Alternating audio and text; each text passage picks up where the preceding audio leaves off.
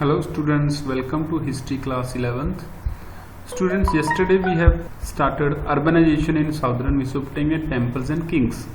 So students, आपको बताया गया था कि यहाँ पर जो temples बनाए गए थे अराउंड 5000 BCE सेटलमेंट जो थी बिगन हुई साउदर्न मेसोपोटामिया में, और जो temples थे वो कैसे डेवलप हुए, मतलब कुछ शहर ऐसे थे टेम्पल्स के अराउंड डेवलप हुए, टेम्पल्स, कुछ ट्रेड सेंटर थे, कुछ इंपीरियल सिटीज थी जो डेवलप हुई।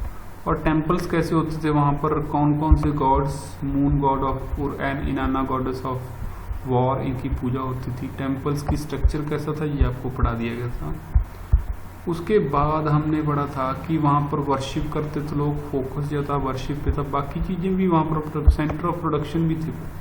फ्लोर पर कर्ड, फिश और ग्रेन के कुछ एविडेंस मिले हैं। तो एग्रीकल्चर का और फील्ड का मतलब जो ऑनर था वो गॉड को माना जाता है, इसलिए वहाँ पर बहुत सारी चीज़ें जो थी गिफ्ट के रूप में गॉड को दी जाती थी। ठीक है। और बाकी प्रोसेसिंग प्रोडक्शन के लिए भी ऑयल प्रेस वगैरह जहाँ भी प्रोडक्शन होती थी उसके लिए भी जो जगह थी वो मंदिर में ही होती थी। तो इस तरह से मतलब ये मंदिर होते थे। नेचुरल फर्टिलिटी की वजह से एग्रीकल्चर होती थी, लेकिन हजार्ड्स फिर भी होते, नुकसान काफ़ी होते थे। मेसोपोटामिया की हिस्ट्री में शहर रिलोकेट होते रहे हैं। रिलोकेट होने का कारण यही है कि कभी बाढ़ आ गई, कभी फ्लड्स आ गए और कभी सूखा पड़ गया, जिसकी वजह से लोग एक जगह से दूसरी जगह जाते रहे हैं। ये कुछ अबंडन शहरों का, अबंडन टेम्पल का एक स्टेचू दिखाया गया है। उसके बाद बताया गया है कि इनके बीच में लड़ाइयाँ चलती रहती होंगी, क्योंकि ऊपर वाले लोग पानी, जैसे नदी चलती है जहाँ से चलती है उससे लेकर एंड तक लोग पानी यूज़ करते थे। शुरुआत वाले काफ़ी ज़्यादा पानी यूज़ कर लेते, एंड वालों को पानी नहीं मिलता, जिसकी वजह से लैंड एंड वाटर के ऊपर कन्फ्लिक्ट चलते रहते थे, टेंशन चलती रहती थी। और जो लीडर इन टेंशन को ओवरकम करते थे या मतलब कंपटीटर को, राइवल को हरा देते थे, उनको चीफ या किंग का उपाधि दी गई।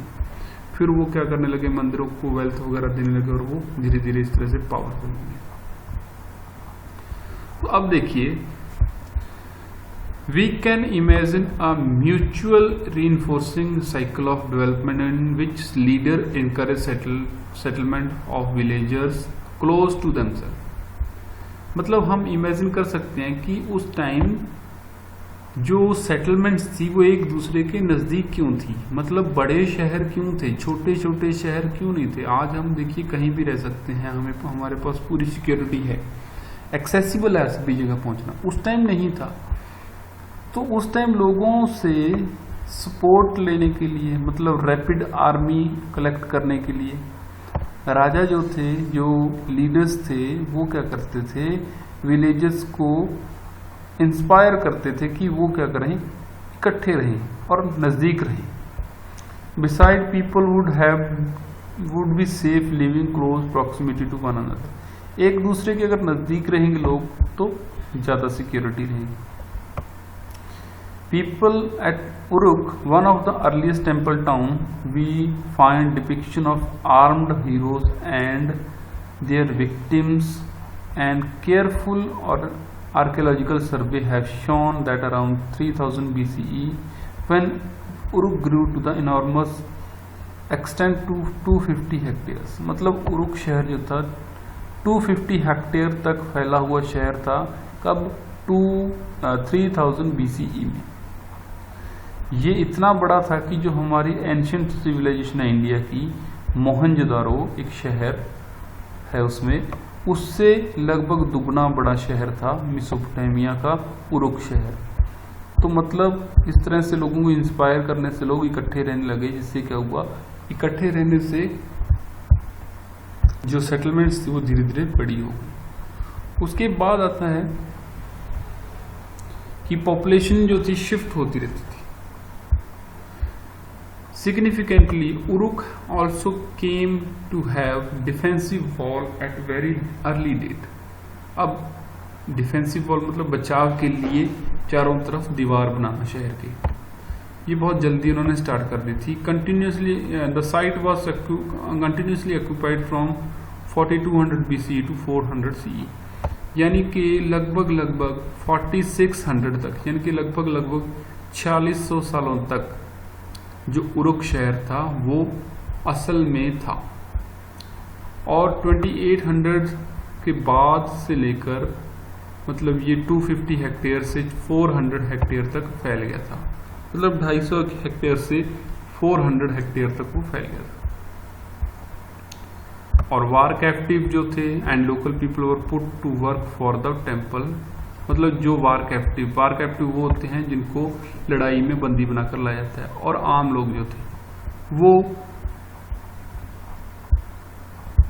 मंदिर के काम में लगाए जाते थे, जो रूलर का काम होता था, रूलर इसको लगवाता था। Rather than agriculture tax was compulsory. Those who were put to work paid ration, hundreds of ration list have been found which give against peoples name. मतलब मंदिर में काम करना काफी जरूरी था, इसके मतलब एग्रीकल्चर टैक्स देना भी जरूरी था, लेकिन मंदिर में काम करना ज्यादा कंपल्सरी था।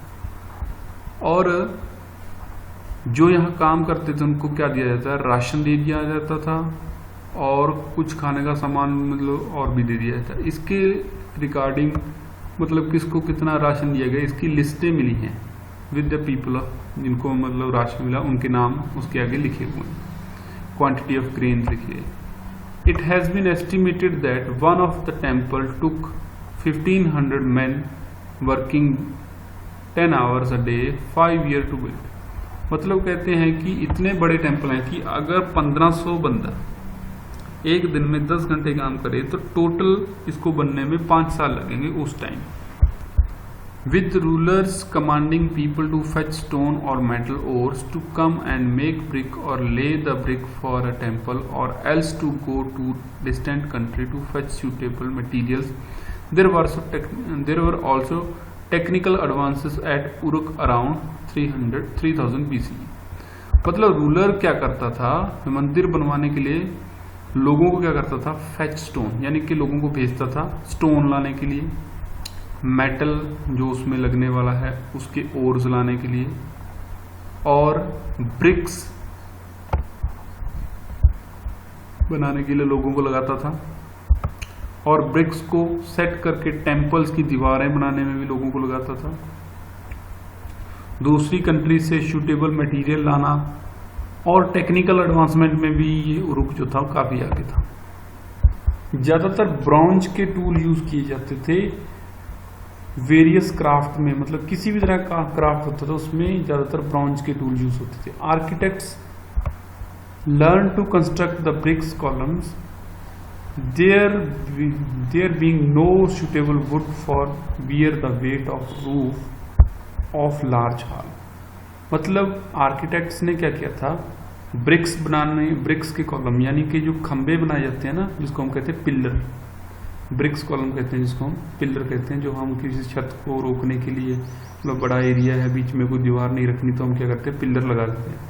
तो पिल्लर लगाने की जो परंपरा थी वो इसी टाइम से शुरू हुई जब आर्किटेक्ट्स ने देखा कि वुड जो है वो इतनी बड़ी छत का भार, किसी लार्ज हॉल की छत का भार नहीं संभाल सकती, तो फिर जो पिल्लर थे वो बनाने शुरू किए। Hundreds of people were put to work at making and baking clay cons.